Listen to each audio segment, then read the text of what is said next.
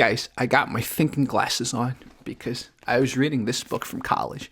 This is a very thick and dense book that Professor Jonathan Lipinski from one of my political science classes had us read very brief sections. And I've always wanted to read it all because I know books like these will increase your knowledge so much.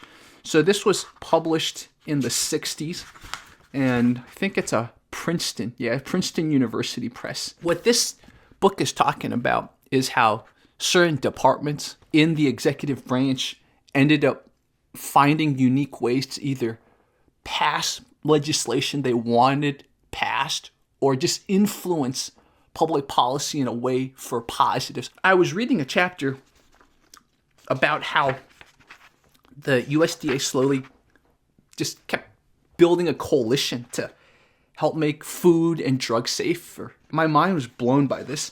And before we have to introduce a guy, his name was Harvey W Wy. So back in the day, the USDA had a chemistry division. So I don't know if it still has it, but this is Wiley, Harvey W Wy. This is him trying to build a broad coalition to make positive changes. What he wrote to the viewers of Collier's Weekly. So back in the day, I guess one of the ways to really build people's thinking / advocate for your opinion was to publish opinion pieces, right? People still do that, but back in the day before internet and even TV, this was 1903 again, right?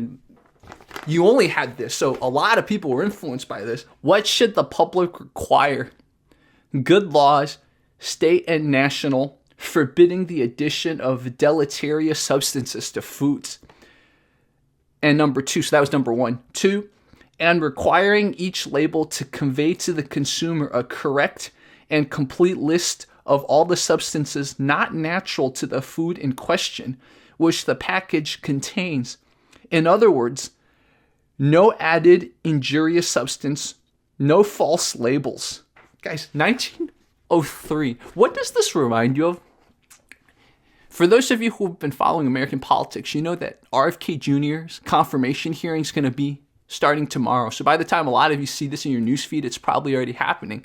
But isn't this what RFK Jr. is trying to get our food system, our drug pathways to do, right?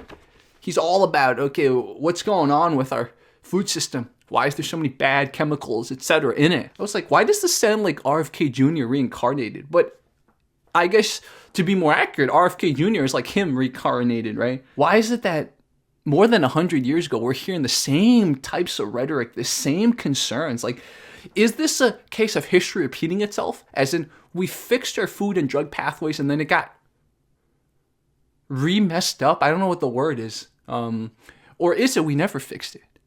Is it we never fixed our food and drug pathways? What do you guys think on that?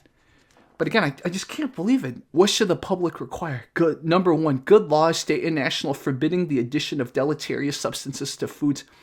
Number 2, and maybe I should read this in an RFK Jr. type of accent, and requiring each label to convey to the consumer a correct and complete list of all substances. Like, doesn't it sound like something RFK Jr. would say and advocate? Anyways, I've talked enough, man.